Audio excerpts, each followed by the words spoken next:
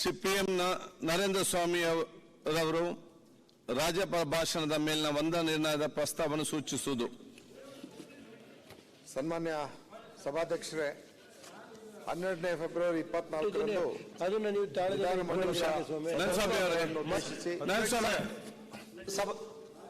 ಎಂಟು 8 ಜಿಲ್ಲೆಯ ಪ್ರಮುಖ ಬೆಳೆ ಇವತ್ತು ಕೇಂದ್ರ ಸರ್ಕಾರದಲ್ಲಿ ಅವಕಾಶ ಕೊಡ್ತೀವಿ ಅಂತ ಹೇಳಿದ್ರಿ.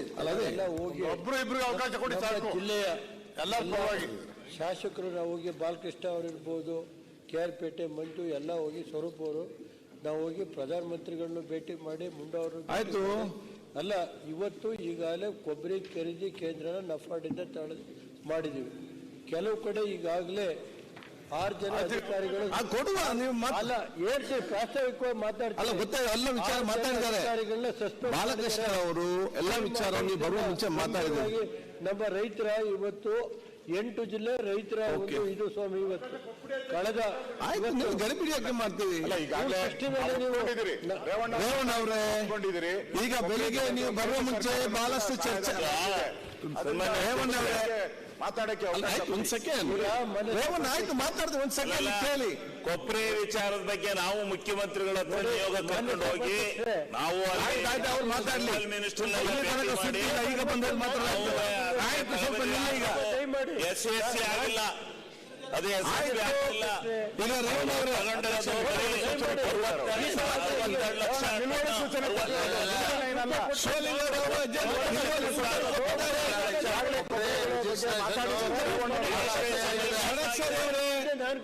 ಶಿವಲಿಂಗೌಡ್ರೆ ಅವರು ನಿಯಮ ಪ್ರಕಾರ ನಿಲುವಳಿ ಸೂಚನೆ ಕೊಟ್ಟಿದ್ದಾರೆ, ಅದಕ್ಕೆ ಅನುಗುಣವಾಗಿ ಅವರು ಮಾತಾಡಿದ್ದಾರೆ. ನಾನೀಗೇನಂತ ಹೇಳಿದ್ರೆ ನೀವು ನಿಲುವಳಿ ಅಲ್ಲ ಆಯ್ತು ನಾನು ಬರ್ತೇನೆ. ನಿಲುವಳಿ ಸೂಚನೆ ಅಂತ ಅವತ್ತು ಕೊಟ್ಟಿದ್ದೀರಿ. ಇದರ ಬಗ್ಗೆ ನೀವು ಬರುವಾಗ ತಡವಾದಕ್ಕೆ ಬಾಲಕೃಷ್ಣ ಅವರು ಬೆಳಗ್ಗೆ ವಿಚಾರ ಮಾತಾಡಿದ್ದಾರೆ.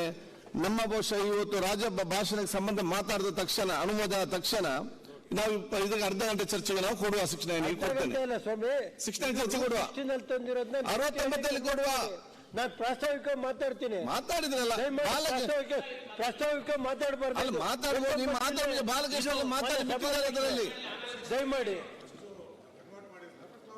68 ಕನ್ವರ್ಟ್ ಮಾಡಿ ಮಂಡನೆ ಮಾಡ್ಲಿ. ಮಾತಾಡಕ್ಕೆ ಅವಕಾಶ ಕೊಡಿ. ಮಾತಾಡ್ತಾರಲ್ಲ ಸಭಾಧ್ಯಕ್ಷ ಅವರು ಮಾತಾಡ್ತಾರಲ್ಲ ಅವರು ಮೊನ್ನೆನಾದ ನಂತರ ಇದನ್ನು ತಗೊಳ್ಳುವ ಮತ್ತು ರಾಜ್ಯಪಾಲ ಭಾಷಣ ಕೂಡ ಇದು ಮೆನ್ಷನ್ ಆಗಿದೆ.